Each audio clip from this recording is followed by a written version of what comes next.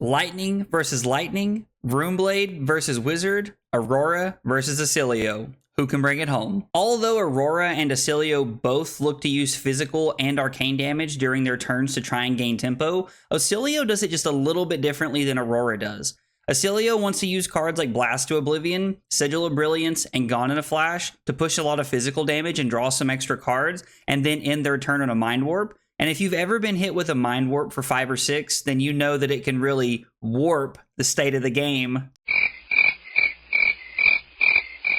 Aurora's best plan of attack into Oscilio is just to be as aggressive as possible and try to run them over, using cards like Channel Lightning Valley and Arc Lightning to split up the damage, as Oscilio is not on a ton of blues, so the Arc Lightning can make for some pretty awkward hands where you're able to push a lot of arcane damage. You just really want to put them on the back foot, make them block, and try to close the game out before they can do something crazy. Thanks for stopping by, guys. I hope you enjoy the match. All right, we're playing against Oscilio, and we are going second. I did pick to go second. I think that's a better line for us. Ooh, so this is going to be amp 2. So what, we can AB 3 and play the Channel Lightning Valley here? I mean, okay.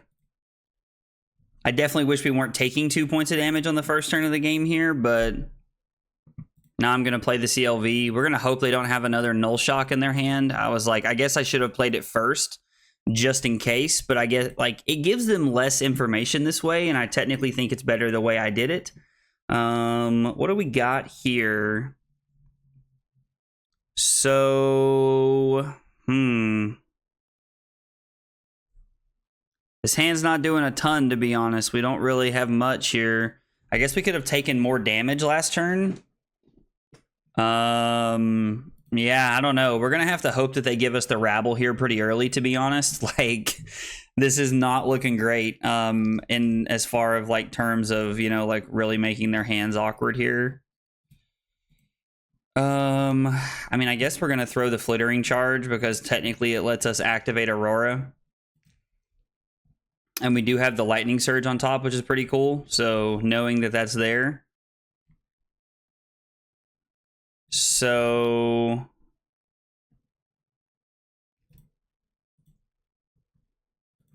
we can actually pay 2 like this and get the value that we want. I mean, we're going to pay both times, right? Like, we might as well, because we're just going to activate Aurora. There's no reason not to.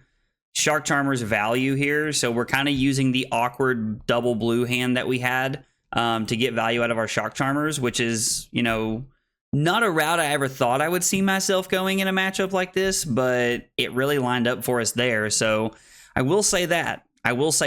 We also have a pretty good hand to go 5 draw a card. I also didn't know that the interaction lined up with Shock Charmers where you had to have it turned on to activate the instant part. I just thought that was for Spell Void, but it's good to know that that works both ways there and that we have to have it that way. All right, we're probably going to take a bit of damage this turn.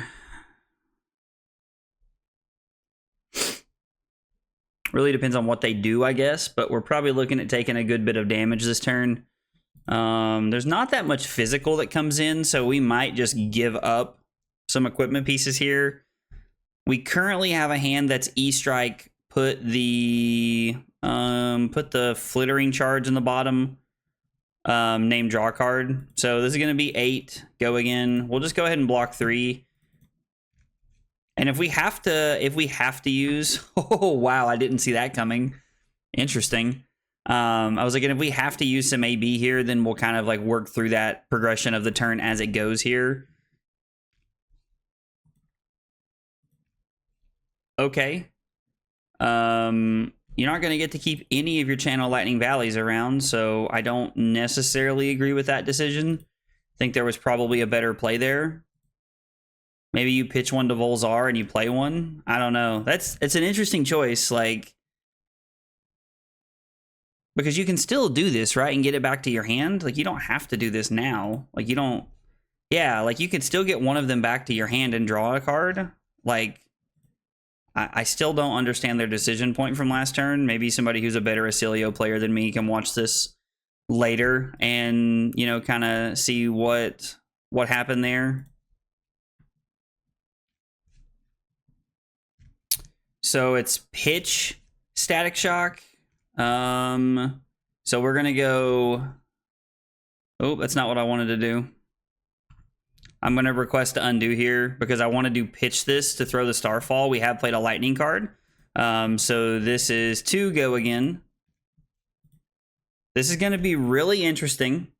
And you're going to have to stick with me here for just a minute. But we're going to play Warmonger's Diplomacy.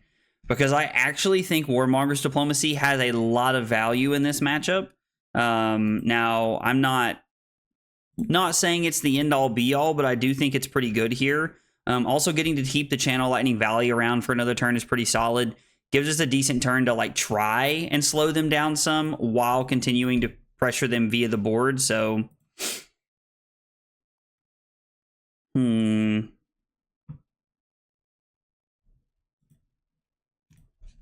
I think we're just going to say no blocks. We do always have the option of giving up our arsenal or giving up the Static Shock here to try and find another card. We could draw into a Discharge or a Lightning Press.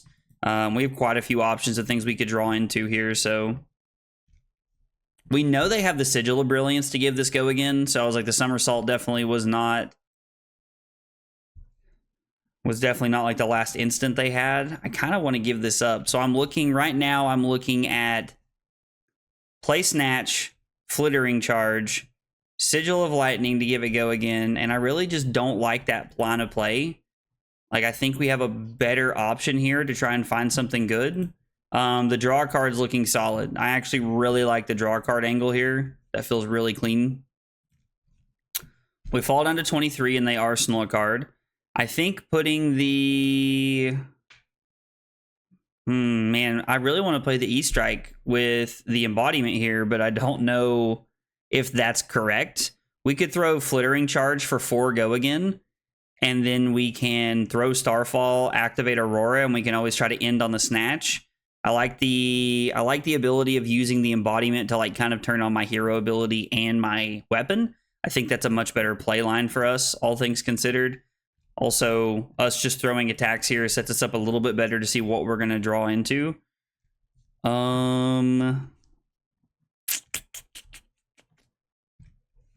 Pitch the Lightning Surge to play Starfall, activate Aurora, put the Shockwave on the bottom for 5, draw a card, and then we don't really have much go again working with after that. We have a Snatch and we have an unknown card in hand. So I'm kind of thinking that we're going to have to use the E-Strike as go again this turn. I think that's just how it's going to have to be this turn. Also, our opponent not blocking very quickly on the very first attack we threw at them, like they didn't even consider blocking, tells us that they have a hand that probably plays a lot of offense or it's a little awkward. So I think we're good to just try and push as much value as we can here this turn. We're going to go ahead and activate Aurora. It's worth noting we do not have a third lightning card to be able to keep the CLV around. I mean, I guess we could always draw into one. We actually do.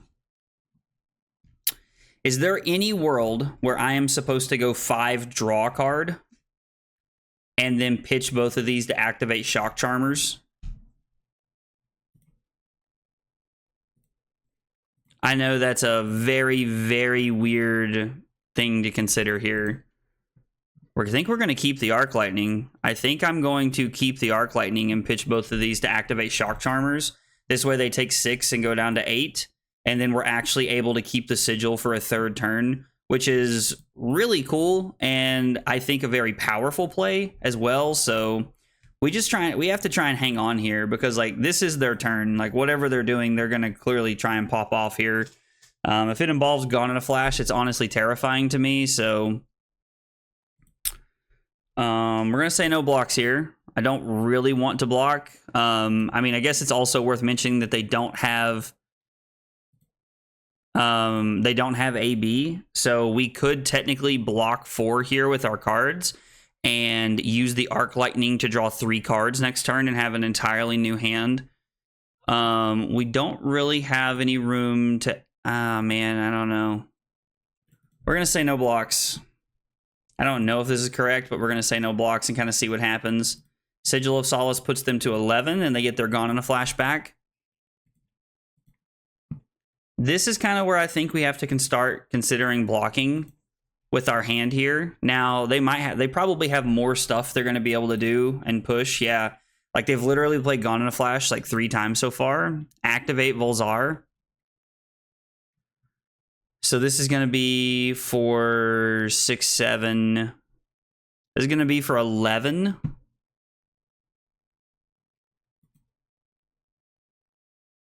I mean, I could AB2 pitching one of the channels and draw 2 cards and take 6, go to 6.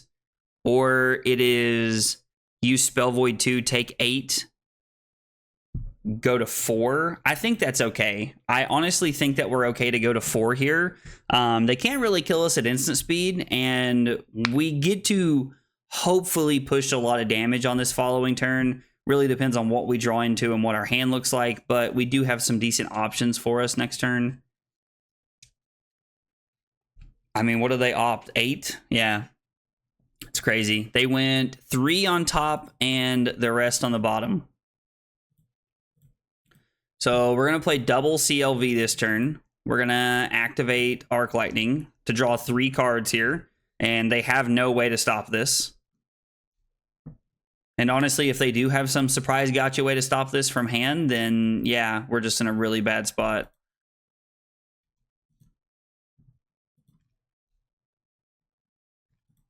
Am I just dead?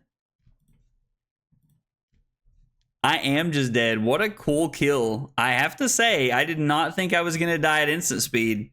Good play by my opponent. That was a pretty interesting way to die right there. The first turn of the game was really interesting, as we did have to take some damage off of the Ether Spindle to be able to put our Channel Lightning Valley into play. Now, we could have given up Shock Charmers to really stuff that, but I don't think that's where we wanted to be. So pitching 3 reds to start the game with a Channel Lightning Valley was pretty solid. Now, after that, our hand was kind of awkward. We didn't have a lot to do. I did activate Shock Charmers to deal extra damage, which is like the secret mode that you don't use very often in Aurora, but it did feel pretty good right there. And drawing into the Lightning Surge meant that we had a powerful 5-card hand going into our second turn. Our opponent's pop-off turn started with them being at 8 and us being at 23. Through blocking with 2 cards and using Spell Void, we fell all the way down to 4, and they ended the turn at 11. This was a massive swing and really put them in the driver's seat and forced me into some awkward spots where I was trying to make a big play with the Channel Lightning Valley. I gotta admit, I was not expecting to lose during my own turn to Oscilio. He really lived up to the wizard text box on his card right there. Dying to the Volzair and all the amping and everything was kind of out of nowhere, and I wasn't ready for it. It's a good lesson for me to be able to remind myself to keep AB in hand, to be able to have something to do, because even keeping one of the Channel Lightning Valleys would have kept me alive. And my opponent's hand did not block very well at all, which meant we would have been in a pretty okay spot moving through the rest of that turn and trying to put them on the back foot. Guys, if you see anything you think I missed, let me know in the comments down below. I'd love to hear about it. If you enjoyed the video, be sure to like and subscribe for more content. Thanks for watching, and I'll see you next time. Take it easy, guys.